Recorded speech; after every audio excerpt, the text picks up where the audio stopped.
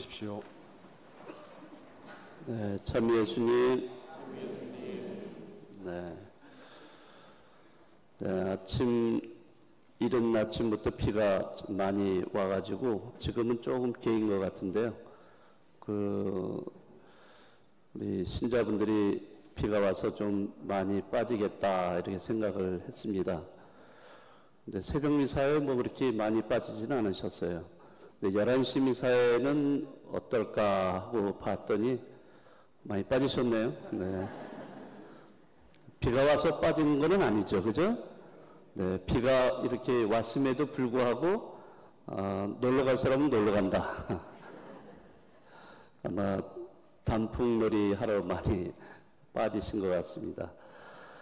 예, 이 비가 오고 또 날씨가 추워지면서 아직 뭐 겨울은 아직 아니지만은 이제 깊어가는 가을 이렇게 돼가고 있고, 다음 주에는 또 11월 달 위령성어를 맞이하기 때문에 점점 날씨가 추워지지 않을까 생각을 합니다. 네, 그렇지만은 비가 와도 조금 이 단풍이 그대로 좀 남아있으면 좋겠다 이런 생각이 듭니다. 네, 이런 간절한 마음을 제가 왜 가질까요?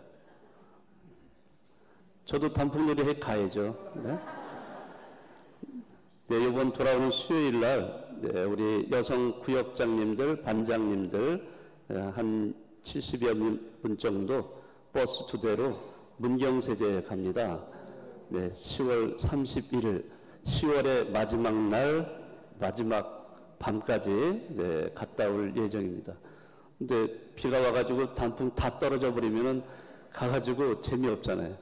네, 좀 단풍이 좀 남아서 딱 도착했을 때 그 울긋불긋한 이러한 우리 한국 고유의 이런 단풍을 만끽하면 좋겠다라는 간절한 마음을 가지고 있습니다. 네, 이루어지겠죠? 네, 그러면 갔다 와서 다음 주에 또 말씀을 드리겠습니다. 제가 간절한 마음이라고 이렇게 말씀을 드렸는데, 네, 우리가 신앙생활을 하는 것도 이런 간절한 믿음 또는 절박한 믿음이 있어야만 우리가 제대로 하느님을 체험하고 또 하느님의 말씀에 따라 사는 사람들이 되지 않는가 이런 생각이 듭니다. 물론 뭐 여러분들이 신앙생활 쭉 해오고 있지만은 그러나 이렇게 보면은 신앙생활을 아주 편리하게 편안하게 살고 싶은 이런 분들이 참 많은 것 같아요. 다시 말하면 십자가 없는 신앙생활이죠.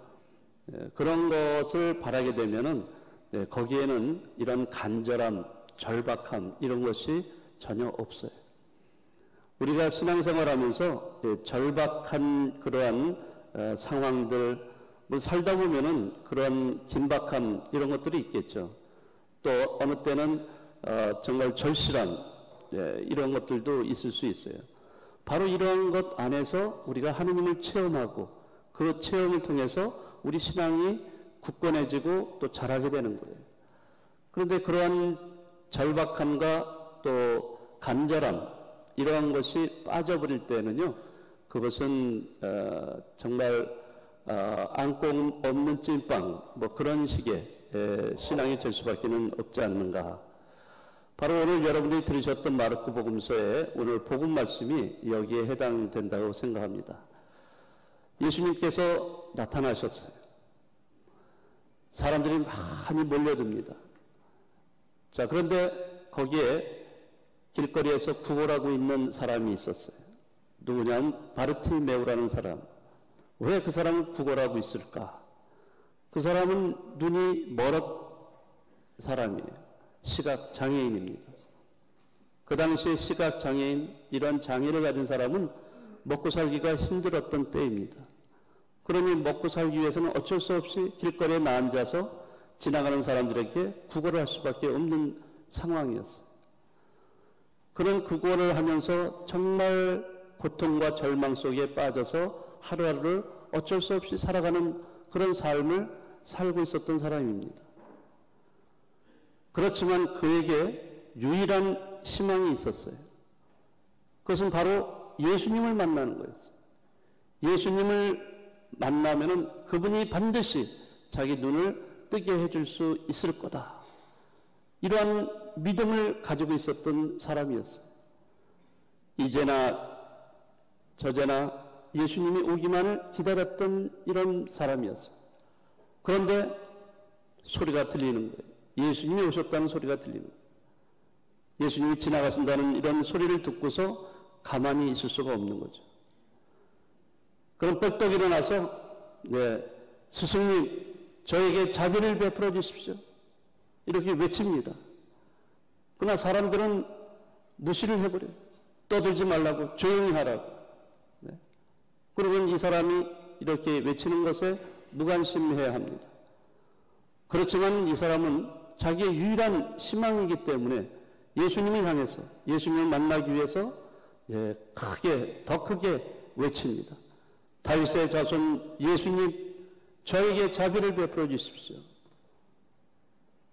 그럴 때 예수님께서 그를 만나시죠. 너 나에게 바라는 게 뭐냐? 라고 물으십니다. 그럴 때 그에게는 유일한 희망이고 그분에게 유일하게 바라는 것은 오직 하나밖에 없는 거예요. 뭐겠어요 이게? 네? 돈 많게 해달라고 하는 거예요? 그거 아니죠. 유일한 소망은 눈을 뜨게 해달라는 거예요. 주님 보게 해주십시오. 제 눈을 뜨게 해주십시오.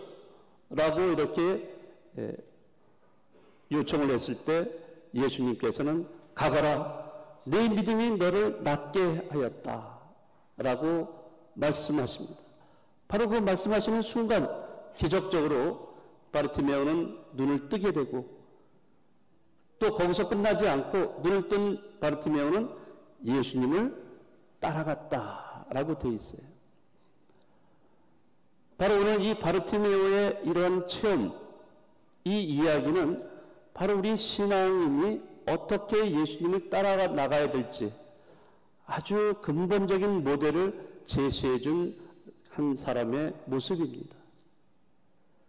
우리가 어떻게 예수님의 제자가 되는가, 또 제자로서 어떻게 살아가야 되는가, 이런 것을 우리에게 알려주는 아주 모델 케이스라고 할 수 있어요. 우리가 진정으로 예수님의 제자가 되고 신앙생활을 제대로 하려고 한다면 바르티메오와 같은 이러한 믿음이 있어야 되고 이러한 체험이 있어야 됩니다. 이런 체험이 없이는 우리는 미적지근한 신앙생활, 해도 좋고 안 해도 좋고, 기도를 해도 내가 한다고 해서 들어주시지 않으면 그냥 그만둬버리고, 이러한 태도가 되지 않나 생각을 합니다. 바르티메오, 절실하게 예수님을 만나고자 했던 사람이 결국엔 그 소원이 이루어지죠. 그럼으로써 그는 정말로 정상적인 사람으로 이렇게 변화가 됩니다. 그렇게 해서 그는 빛을 보게 되고 예수님의 제자가 됩니다. 여러분은 어떠신가요? 여러분의 삶은, 신앙생활은 과연 예수님을 이런 절박하고 절실한 체험을 통해서 예수님을 만나고 계신가요? 아니면 내가 만나도 좋고 만나지 않아도 좋고, 예수님 말씀을 듣든 안 듣든 그냥 내가 세속에서 살아가고 있는 대로 그냥 따라서 살아가고 있는가, 이런 점 한번 생각해 보셔야 돼요. 정말로 우리가 제대로 신앙생활을 하려면은 이런 간절함이 있어야 돼요. 절박함이 있어야 돼요.